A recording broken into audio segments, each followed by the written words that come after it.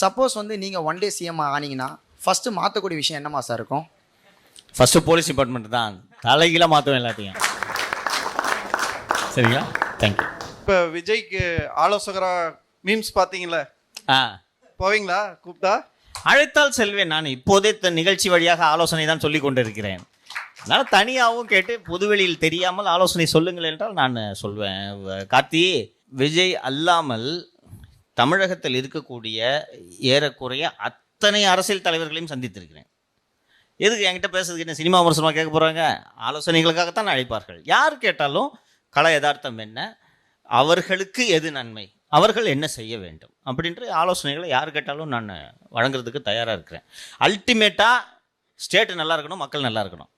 இதுக்கு அந்த அரசியல் தலைவர்கள் யார் கேட்டாலும் நான் ஆலோசனை செய்ய தயாராக. விஜய் ரசிகர்கள் எல்லாரும் பண்ண கமெண்ட் அது ஒன்று தான். விஜய்க்கு ஆதவர்ஜினோட நீங்கள் நல்லா கொடுக்குறீங்க. அழைத்தால் ஆலோசனை சொல்வதற்கு தயாராக இருக்கிறேன். சரியா?